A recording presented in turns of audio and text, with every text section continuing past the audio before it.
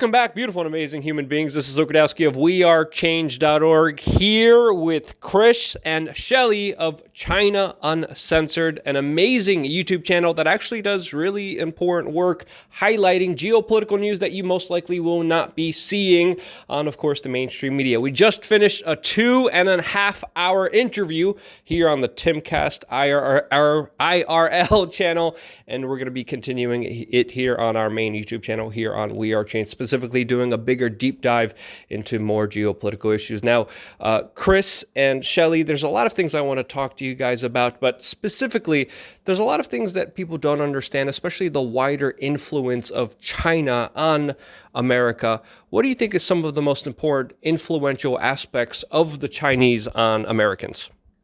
Oh, I think a big part of that is people don't realize the kind of control China has over our media.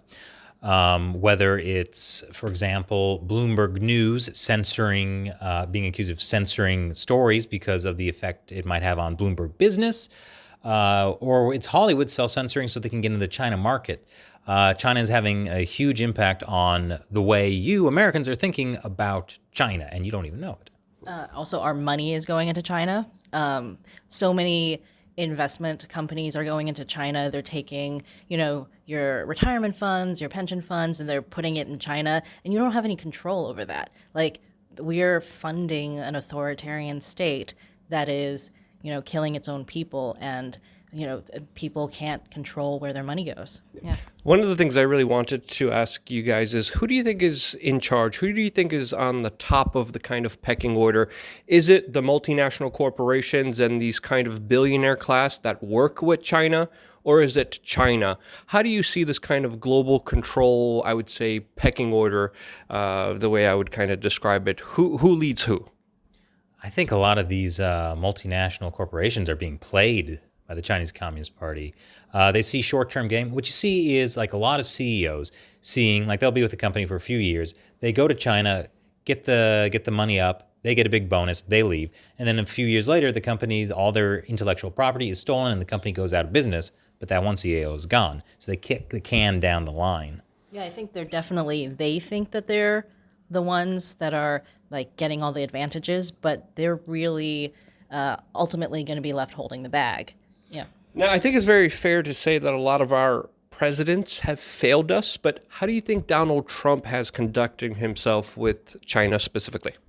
I don't know if it's that he's done well or if everyone else just did so bad by comparison, he's done a great job. There's a lot of things that I think still should be done. Taiwan should be recognized as a sovereign country. The U.S. should have open military exchanges with it. That's just one example of something that should be done. Yeah, I think the U.S. State Department and the Defense Department, the Trump administration has, for the last 3 years, had a very coherent policy towards China that a lot of people have missed because everybody gets kind of caught up in like whether or not you like or hate Donald Trump. But actually what they've been doing is not like crazy and erratic. It has actually been very calculated to counter the Chinese Communist Party. And I think that's something that people need to kind of recognize and push the Biden administration to keep doing. It was one of the few bipartisan issues of the Trump administration. Yeah, I was going to ask you specifically about the Biden administration, because it definitely looks like there's going to be a totally different policy now under the Biden presidency with, of course, the close relations with his sons and also the advisors and also the Disney head becoming the ambassador to China. There's so many things within the Biden administration that are kind of concerning with China on the world stage. How do you see this unfolding under a Biden presidency? Well, so Biden, back in the day, he pushed for China to be in the World Trade Organization. We know he is, like many U.S. politicians, the victim of the Chinese Communist Party trying to get close to him through his family members. And if you look at the advisors he's chosen for the upcoming administration, you see people who have been they're into the whole engagement thing. They seem like they want to reset the China relationship to what they were beforehand. Yeah, I think if you pay attention to what's happening in the media right now, you'll see a lot of articles about how the Biden administration needs to handle the China issue, like they need maybe a reset, maybe we need to engage with China on important things like climate change. So there's definitely a push in the, I would say, like Wall Street and the media are trying to push the Biden administration into doing this kind of engagement thing, which is basically what all the presidents had done and had completely failed up until now. So, like, if the American people don't put any political pressure on the Biden administration to keep up the pressure on China, it's quite likely that they'll just kind of cave to what the special interests want.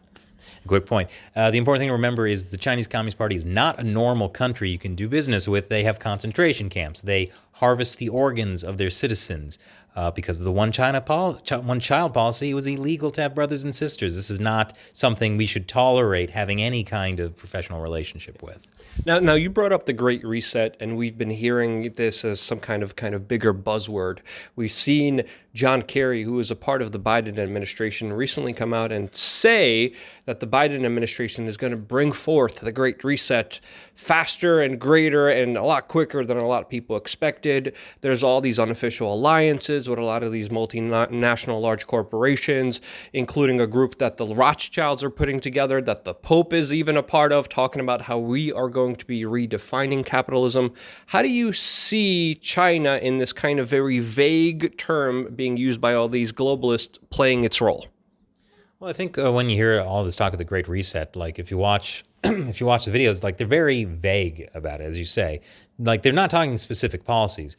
And so the whole foundation of America is that you don't want like this vague group of elites making the decisions for individuals. You should be empowered to make decisions that affect your life.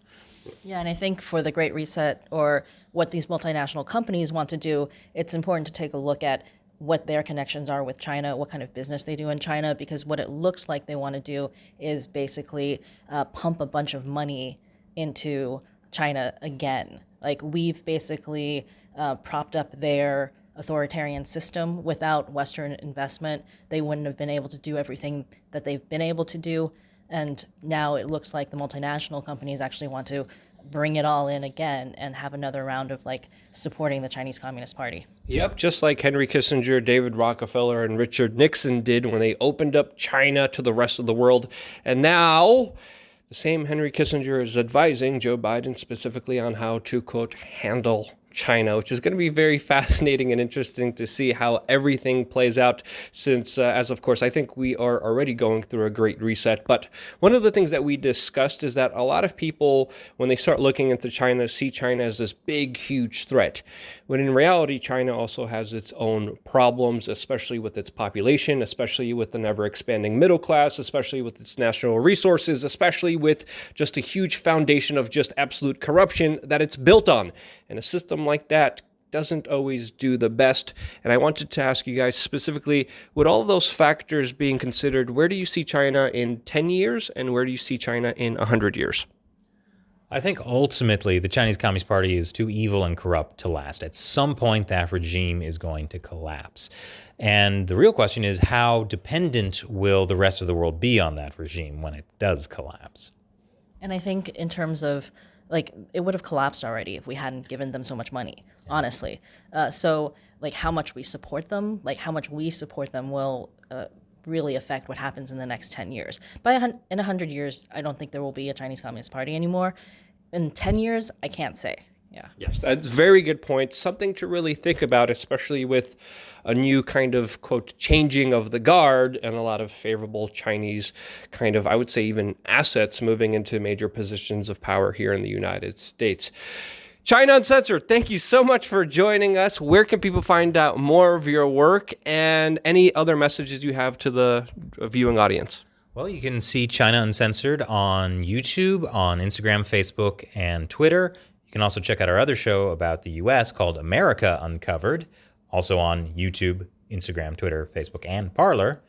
And Shelley. Oh, you can follow me on Twitter at Shelzhang, SHELZHANG. Oh, and our podcast. We have a podcast, China Unscripted.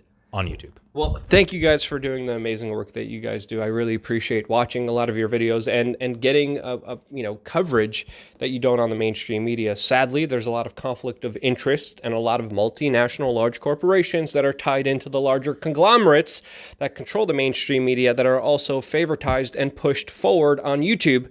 Meanwhile, channels like this are downranked in the algorithm, fully demonetized and kicked out of the partner program. And that's why I seriously want to encourage everyone to share this video with your friends and family members. It is more important than ever because we're living in a day and age where we have to rely on just average people like me and China Uncensored to get the information that they can't get anywhere else. I wouldn't be here if it wasn't for you, and this is why I love you guys. Stay tuned for more here on wearechange.org.